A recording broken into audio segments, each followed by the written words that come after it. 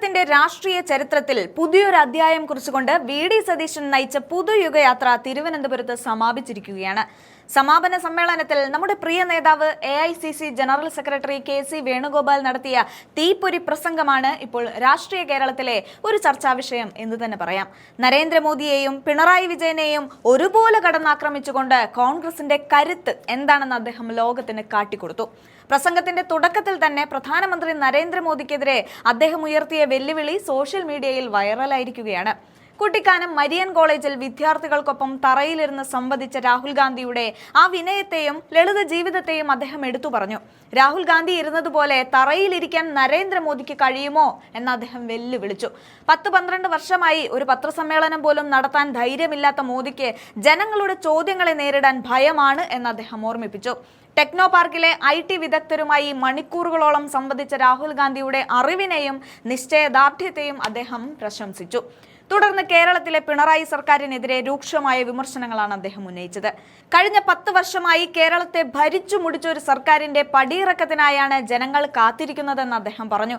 ശബരിമല വിഷയത്തിൽ സുപ്രീം കോടതി ചോദിച്ച ഇനി അവിടെ ബാക്കി വല്ലതും വെച്ചിട്ടുണ്ടോ എന്ന ചോദ്യം കേരളത്തിലെ ഓരോ പൗരന്റെയും ചോദ്യമാണ് എന്ന് അദ്ദേഹം പറഞ്ഞു.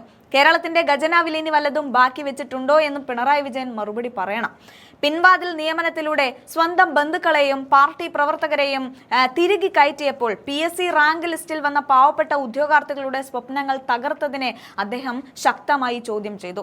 സർക്കാരിന്റെ പബ്ലിസിറ്റിക്ക് വേണ്ടി നികുതി പണം ദൂർത്തടിക്കുന്നതിനെയും അദ്ദേഹം വിമർശിച്ചു. 10 വർഷം മുൻപുള്ള UDF ഭരണത്തെക്കുറിച്ച് കുപ്രചരണങ്ങൾ നടത്താൻ പണം ചെലവാക്കുന്ന പിണറായി സർക്കാരിന് സ്വന്തം ഭരണ നേട്ടങ്ങൾ പറയാൻ ഒന്നുമില്ലാത്തതുകൊണ്ടാണ് ഈ ഗതികേട് വന്നതെന്നും അദ്ദേഹം പരിഹസിക്കുന്നുണ്ട്. അടുക്കളകൾ ശൂന്യമായിരിക്കുന്ന വീട്ടമ്മമാരുടെ ജോലിയില്ലാതെ അലയുന്ന യുവാക്കളുടെയും വേദനകൾ ഈ സർക്കാർ കാണുന്നില്ല. എന്നാൽ കോൺഗ്രസ് ഐക്യത്തോടെയും കരുത്തോടെയും മുന്നോട്ട് പോവുകയാണെന്നും തകർക്കപ്പെട്ട കേരളത്തെ വീണ്ടെടുക്കാൻ UDF സജ്ജമാണെന്നും അദ്ദേഹം പറയുകയാണ്. ഐക്യ ജനാധിപത്യ മുന്നണിയുടെ ഈ ഉജ്ജ്വല മുന്നേറ്റം കേരളത്തിലൊരു ഭരണമാറ്റം കൊണ്ടുവരുമെന്ന് ഉറപ്പിച്ചുകൊണ്ടാണ് KC വേണുഗോപാൽ തന്റെ വാക്കുകൾ അവസാനിപ്പിച്ചത്. വരാനിരിക്കുന്ന തെരഞ്ഞെടുപ്പ് കേരളത്തിന്റെ ഭാവി നിർണ്ണയിക്കുമെന്നും അതിൽ കോൺഗ്രസ് വൻ വിജയം നേരിടുമെന്നും ആത്മവിശ്വാസം ആ വാക്കുകളിൽ മുഴങ്ങിക്കേട്ടു. എന്തായാലും അദ്ദേഹത്തിന്റെ ആ പ്രസംഗം മുഴുവനായി നമുക്കൊന്ന് കണ്ടു നോക്കാം. ഈ സമ്മേളനത്തിന്റെ അധ്യക്ഷൻ ഏറ്റവും പ്രിയങ്കരനായ യാത്രയുടെ നായകൻ സതീശൻ, പ്രിയങ്കരനായിട്ടുള്ള ഇന്ത്യൻ ജനാധിപത്യം ഏറെ പ്രതീക്ഷയോടെ നോക്കുന്ന നമ്മുടെ നേതാവ് ശ്രീ രാഹുൽ ഗാന്ധി, അഭിനന്ദനായ തങ്ങൾ ഉൾപ്പെടെയുള്ള ഐക്യജനാധിപത്യ മുന്നണിയുടെ നേതാക്കളെ, സഹപ്രവർത്തകരെ, സുഹൃത്തുക്കളെ, 10 കൊല്ലങ്ങൾക്ക് ശേഷം കേരളത്തിലെ ഒരു ഭരണമാറ്റത്തിനായി ജനങ്ങൾ കാതോർത്ത് നിൽക്കുകയാണ്. കാരണം 10 കൊല്ലക്കാലമായി കേരള ജനതയെ ഭരിച്ചു മുടിച്ച ഒരു സർക്കാരിൻ്റെ പടിയിറക്കം കാത്തു നിൽക്കുകയാണ് കേരളത്തിലെ ജനതയൊന്നാകെ എന്ന് നമുക്കറിയാം. അതിൻ്റെ പ്രതിഫലനങ്ങളാണ് കാസർഗോഡ് നിന്നും ശ്രീ സതീശിൻ്റെ നേതൃത്വത്തിൽ UDFൻ്റെ എല്ലാ നേതാക്കന്മാരും അണിനിരന്ന് നടത്തിയ ജാഥയിലുടനീളം നമുക്ക് കാണാൻ കഴിഞ്ഞത്. അതുതന്നെയാണ് ഇന്ന് കേരള സംസ്ഥാനത്തൊട്ടാകെ നമുക്ക് എല്ലായിടത്തും കാണാൻ കഴിയുന്നു. ഇന്ന് സുപ്രീം കോടതി ഒരു നിർണായകമായ ചോദ്യം ചോദിച്ചു കേരള സർക്കാരിനോട്. ശബരിമലയിൽ ഇനി ബാക്കി വല്ലതും വെച്ചിട്ടുണ്ടോ എന്നുള്ള ചോദ്യം. അതിനപ്പുറം ഇന്ത്യയുടെ പരമോന്നത നീതിന്യായ കോടതിക്ക് വേറൊരു ചോദ്യം ചോദിക്കാനുണ്ടോ? ഈ ചോദ്യം സുപ്രീം കോടതി ചോദിക്കുമ്പോൾ ഇതേ ചോദ്യം കേരളത്തിൻ്റെ വിവിധ തലങ്ങളിലുള്ള ജനങ്ങളിൽ നിന്ന് ഉയരുന്നുണ്ട്. ധൂർത്തും കെടുകാര്യസ്ഥതയും അഴിമതിയും കൊണ്ട് കേരളത്തിലെ ജനങ്ങൾക്ക് അമിതഭാരം നൽകിയ ജനങ്ങൾ ഗവൺമെന്റിനോട് ചോദിക്കുന്നുണ്ട്, ഈ ഖജനാവിൽ ഇനി വല്ലതും ബാക്കി വെച്ചിട്ടുണ്ടോ മിസ്റ്റർ പിണറായി? പിൻവാതിൽ നിയമനത്തിലൂടെ കേരളത്തിലെ തങ്ങളുടെ ബന്ധുക്കളെയും തങ്ങളുടെ പാർട്ടി സഹപ്രവർത്തകരെയും നിയമിച്ചതിൻ്റെ ഭാഗമായിട്ട് PSC റാങ്ക് ലിസ്റ്റിൽ പോലും 1ാം റാങ്കിൽ പോലും കിടക്കുന്നവർ ചോദിക്കുന്നുണ്ട്, ഞങ്ങൾക്ക് ജോലി തരാൻ ഇനി വല്ലതും ബാക്കി വെച്ചിട്ടുണ്ടോ? നമുക്കറിയാം, സർക്കാർ ജീവനക്കാരൻ കഴിഞ്ഞ 10 കൊല്ലക്കാലമായി ആവശ്യപ്പെടുന്നു. ആ 10 കൊല്ലവും ഒന്നും കൊടുക്കാതെ ആ 10 കൊല്ലക്കാലമായി നിങ്ങൾ ഒന്നും ചെയ്യാതെ അവസാനം ഭരണം മാറി വരുമ്പോൾ അടുത്ത സർക്കാരിൻ്റെ തലയിൽ ഇരുന്നോട്ടെ എന്ന് വെച്ച് നിങ്ങൾ ഇപ്പോൾ നടത്തിയ പ്രഖ്യാപനങ്ങൾ കേട്ടിട്ട് നാണം വല്ലതും ബാക്കിയുണ്ടോ പിണറായി എന്ന് ചോദിക്കുന്ന ചോദ്യവും നമുക്ക് കേൾക്കാൻ കഴിയും. അതുകൊണ്ട് കേരളം കാത്തിരിക്കുന്ന ഈ തെരഞ്ഞെടുപ്പ് ഒരു കാര്യം ഉറപ്പിക്കുമെന്നുള്ള സംശയം വേണ്ട.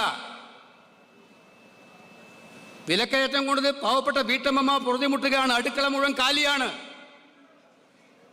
സർക്കാരിന് നാണമില്ലാതെ പബ്ലിസിറ്റിയാണ്. ഇപ്പോൾ കഴിഞ്ഞ ദിവസങ്ങളായി പബ്ലിസിറ്റിയാണ്. UDF 2 കാലത്തെക്കുറിച്ചാണ് പറയുന്നത്. UDF ഇരുണ്ട കാലത്തെക്കുറിച്ച് 10 കൊല്ലം കഴിഞ്ഞ് പരസ്യം സർക്കാരിൻ്റെ ചെലവിൽ, അതും നികുതി പണം ഉപയോഗിച്ചുകൊണ്ട് 10 കൊല്ലം മുമ്പുള്ള UDF ഭരണത്തെക്കുറിച്ച് പരസ്യം കൊടുക്കുമ്പോൾ നിങ്ങളുടെ കയ്യിൽ ഒന്നും ഇല്ലാത്തത് കൊണ്ടല്ലേ നിങ്ങളത് ചെയ്യുന്നത് മിസ്റ്റർ പിണറായി? പറയാൻ ഒന്നുമില്ലാത്തത് കൊണ്ടാണ്. ഇത് മനസ്സിലാക്കാത്തവരല്ല കേരളത്തിലെ ജനങ്ങളെന്ന് നിങ്ങൾ തിരിച്ചറിയും എന്നാണ് സൂചിപ്പിക്കാൻ ആഗ്രഹിക്കുന്നത്. ഇത് UDF ഉജ്ജ്വലമായ മുന്നേറ്റമാണ്. ഇന്ന് രാവിലെ ടെക്നോ പാർക്കിൽ ഞാൻ അഭിമാനപൂർവ്വം നോക്കിക്കണ്ടു. ഇന്ത്യയുടെ പ്രതിപക്ഷ നേതാവ് രാഹുൽ ഗാന്ധി കേരളത്തിലെ ടെക്നോക്രാറ്റുകളായിട്ടുള്ള ഏറ്റവും പ്രഗത്ഭരായിട്ടുള്ള, അതിൽ CEO-മാരുണ്ട്, കമ്പനി സെക്രട്ടറിമാരുണ്ട്, അവരോടൊക്കെ സംവാദം നടത്തുന്നത്. അവരുടെ ചോദ്യങ്ങൾക്ക് മുമ്പിൽ നിശ്ചയദാർഢ്യത്തോടെ വളരെ ശക്തമായിട്ട് മറുപടി പറഞ്ഞ ഇന്ത്യയുടെ പ്രിയങ്കരനായ നേതാവ് രാഹുൽ ഗാന്ധിയെ കണ്ടു. ഇവിടെ ചില സംഘികൾ കഴിഞ്ഞ കുറേ കാലമായി പ്രചരിപ്പിക്കുന്നുണ്ട് രാഹുൽ ഗാന്ധിയെക്കുറിച്ച്. ആ സംഘികളോട് ഞാനൊന്ന് ചോദിക്കട്ടെ, ഇതുപോലെ ഒന്നിരിക്കാൻ, ഇന്ന് രാവിലെ രാഹുൽ ഗാന്ധി ഇരുന്ന പോലെ ഇരിക്കാൻ നരേന്ദ്രമോദിക്ക് കഴിയുമോ എന്ന് ഞാൻ വെല്ലുവിളിക്കുകയാണ്. 10-12 കൊല്ലമായിട്ടൊരു പത്രസമ്മേളനം നടത്തിയിട്ടില്ല. പത്രക്കാരൻ്റെ ചോദ്യങ്ങൾക്ക് മറുപടി പറഞ്ഞിട്ടില്ല. രാഹുൽ ഗാന്ധിയെ കളിയാക്കുന്ന നിങ്ങളോട് ഞങ്ങൾ ചോദിക്കാൻ ആഗ്രഹിക്കുകയാണ്, ഇതുപോലുള്ള സംവാദത്തിന് ജനങ്ങളെ കേൾക്കാൻ, പാവപ്പെട്ടവൻ്റെ പരിദേവനം കേൾക്കാൻ കേൾവി എന്ന് പറഞ്ഞ് നിങ്ങൾക്ക് കഴിഞ്ഞിട്ടുണ്ടോ? ഇല്ല. ഞാൻ ദീർഘിപ്പിക്കുന്നില്ല. അതുകൊണ്ട് ഒരു കാര്യം ഉറപ്പാണ്, ഈ ഇരിക്കുന്ന നിര കേരളത്തിലെ UDF ഏറ്റവും ശക്തമായ നിരയാണ്. കേരളത്തിലെ UDF ഒറ്റക്കെട്ടാണ്. കേരളത്തിലെ കോൺഗ്രസിൻ്റെ ഏറ്റവും ശക്തമായ നിരയാണ് ഇരിക്കുന്നത്. കേരളത്തിലെ കോൺഗ്രസ് ഒറ്റക്കെട്ടാണ്. ഒരു നല്ല കേരളം കെട്ടിപ്പടുക്കാൻ 10 കൊല്ലം കൊണ്ട് തകർത്തെറിഞ്ഞ കേരളത്തെ പിടിച്ചുയർത്തി ചെറുപ്പക്കാരൻ്റെ, വിദ്യാർത്ഥികളുടെ സ്വപ്നങ്ങൾക്ക് സാക്ഷാത്കാരം നൽകാൻ പുതിയ ഭാവനയുമായി, പുതിയ നയങ്ങളുമായി ഐക്യജനാധിപത്യ മുന്നണി നിങ്ങളുടെ മുന്നിലേക്ക് വരും. അത് ജനങ്ങൾ അംഗീകരിക്കും എന്ന് സൂചിപ്പിച്ചുകൊണ്ട് അതിൻ്റെ നന്ദിയാണ് ഇന്നലെയും ഇന്നുമൊക്കെ കേരളം കണ്ടത്, കഴിഞ്ഞ ദിവസങ്ങളിൽ കേരളം കണ്ടത് എന്ന് സൂചിപ്പിച്ചുകൊണ്ട് വിജയത്തിലേക്കുള്ള യാത്രയിൽ നമ്മൾ ഒറ്റക്കെട്ടാണ്, നമ്മൾ ഒന്നിച്ചാണ് എന്ന് പറഞ്ഞുകൊണ്ട് എൻ്റെ വാക്കുകൾ അവസാനിപ്പിക്കുന്നു. അഭിവാദ്യങ്ങൾ.